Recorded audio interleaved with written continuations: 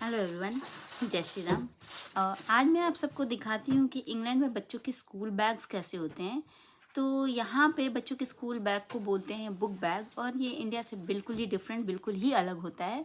तो मैं आपको दिखाती हूँ कि ये बुक बैग कैसा होता है और इसके अंदर क्या क्या होता है, बच्चे घर से क्या लेके जाते हैं और वापस उस बुक बैग में क्या लेके आते हैं। तो ये बहुत ही इंटरेस्टिंग है, इंडिया से बिल्कुल ही अलग है, तो डोंट मिस इट। तो शुरुआत करती हूँ मैं बुक बैग दिखाने से कि यहाँ का बुक बैग कैसा होता है।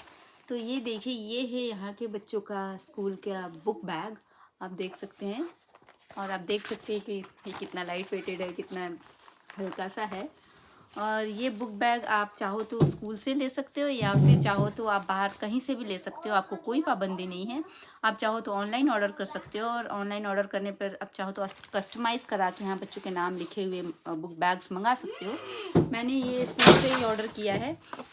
तो ये बच्चों का नाम स्कूल वालों ने खुद ही यहाँ लिख दिया। ये देखिए, अन्वित भगत मेरे बेटे का नाम है। और यहाँ पे भी एक टैग होता है जिस पे आप बच्चों का नाम लिख सकते हैं। ये देखिए, इसने अपना नाम खुद ही लिखा है। इसने लिखना सीखा था तो अपना नाम खुद ही लिखा है। हम बच्चों को कुछ भी करने से स्कूल में बिल्कुल भी नहीं रोकते हैं, जो करना चाहते हो वो करने देते हैं। तो ये तो लोगों ने करने दिया। जैसे कि मेरी बेटी का बुक बैग है, तो इस पर यहाँ उसका नाम और क्लास लिखा हुआ है। यहाँ क्लास 1 2 3 नहीं बोलते हैं, यहाँ बोलते हैं, तो यहाँ बोलते हैं year 1 year 2 year 3 year 4, like instead of class 1 class 2 3 4। तो ये बैग मैंने स्कूल से ही ख़रीदा है, मुझे बहुत ही रीज़नेबल रेट पे मिल गया है। ये मुझे बस 3 पाउंड में मिल गया है। INR में देखे तो 300 रुपये के आसपास। और अगर आप इसे ऑनलाइन मंगाते हैं तो फिर आपको 5-6 पाउंड में आराम से कस्टमाइज नाम लिखा हुआ बच्चों का बैग मिल जाएगा। तो अब मैं आपको दिखाती हूँ इस बैग के अंदर है क्या। तो इस बैग के अंदर होता क्या है, बहुत ही कम चीज़ें होती हैं। बच्चों को यहाँ कोई प्रेशर नहीं होता बैग ढोने का। ये देखिए, इस बैग के अंदर बस ये 2 चीज़ें ही होती हैं। और ये है एक तो मेरा बेटा अब नर्सरी क्लास से रिसेप्शन क्लास में चला गया है। यहाँ नर्सरी के बाद LKG या UKG नहीं होता है, यहाँ होता है नर्सरी के बाद रिसेप्शन, और उसके बाद सीधे ईयर 1 ईयर 2 ईयर 3। तो बच्चों को बस 2 साल ही क्लास 1 के पहले यहाँ मिलता है। तो मेरा बेटा अभी रिसेप्शन में है, और यहाँ मतलब नर्सरी के बाद ही रीडिंग कराना शुरू करवा देते हैं। रीडिंग की प्रैक्टिस सबसे पहले, लिखने से भी पहले यहाँ रीडिंग करवा रहे हैं। तो हर रोज़ बच्चों को एक रीडिंग बुक खुद ही चूज़ करना होता है, और वो घर लेके आते हैं, और उसको पढ़ने के बाद यहाँ मिलता है रीडिंग रिकॉर्ड बुक। इस रिकॉर्ड बुक में आपको रिकॉर्ड करना होता है बच्चे ने कौन सी डेट पे कौन सी बुक पढ़ी और बच्चे ने कैसा पढ़ा। अगर पेरेंट्स के साथ पढ़ा है तो पेरेंट्स लिख के देंगे, और अगर टीचर के साथ पढ़ा है तो टीचर फिर लिख के देंगे कि बच्चे का परफॉर्मेंस कैसा रहा है। तो बस रोज़ का है ये एक्टिविटी, आपको हर रोज़ करनी है और आपको ये रिकॉर्ड करना है। तो कुछ इस तरीके से इस बुक बैग में बस बच्चों को ये 2 ही चीज़ें ले जानी होती है। बाकी जो चीज़ें होती हैं मैं आपको दिखाती हूँ कि इसमें और क्या क्या है। ये जो बच्चे थोड़ी बहुत जो एक्टिविटीज़ करते हैं, और अभी इसको फोनिक्स सिखा रहे हैं, तो फोनिक्स के लिए ये बस ये पेपर डाल दिया है इसके बुक बैग में। तो अभी स्कूल में दिवाली सेलिब्रेट कर रहे हैं, तो दिवाली के लिए ये कार्ड बना के दिया है इन लोगों ने। तो कुछ ऐसे ही इन लोग, जैसे कुछ पेरेंट्स को कुछ नोट्स देना हो या पेपर देना हो, तो ये इस बुक बैग में डाल देते हैं, ये हमारे पास पहुंच जाता है। और इसके अलावा इसमें कोई भी चीज़ नहीं होती है। बच्चों को घर से ले जाने के लिए कोई बुक्स नहीं होते, कोई नोटबुक्स नहीं होते, कोई पेंसिल, कोई इरेज़र, कोई कलर, कुछ भी नहीं ले जाना होता है।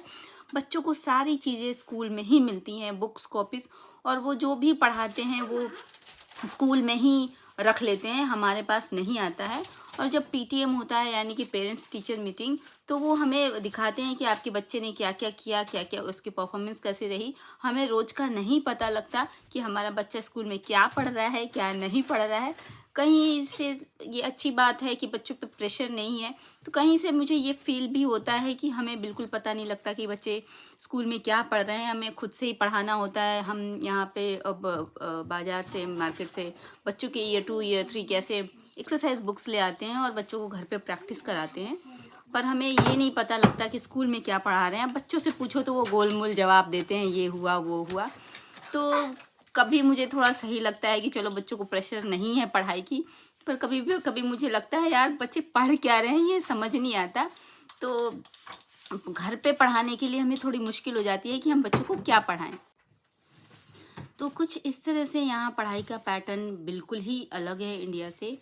और एक बात यहाँ ये अच्छी है कि यहाँ स्कूल में ही पढ़ाई के साथ साथ आपकी एक्स्ट्रा एक्टिविटीज़ बहुत ही बच्चों को कराते हैं, like swimming, dancing, singing, like आपको फुटबॉल में इंटरेस्ट है या साइंटिफिक एक्सपेरिमेंट्स, उसके लिए भी अलग क्लास चलाते हैं।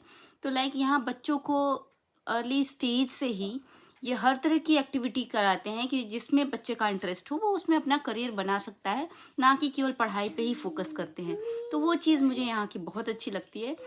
तो जाहिर सी बात है कि कुछ चीज़ें अच्छी लगेंगी, कुछ नहीं लगेंगी। आप जहाँ रहते हो वहाँ की कुछ चीज़ें अच्छी लगती हैं और कुछ चीज़ें नहीं लगती हैं। तो ये चीज़ बहुत अच्छी है कि आपका बच्चा जिस फील्ड में इंटरेस्ट है उस फील्ड में अपने अर्ली स्टेज से ही अपना फोकस कर सकता है।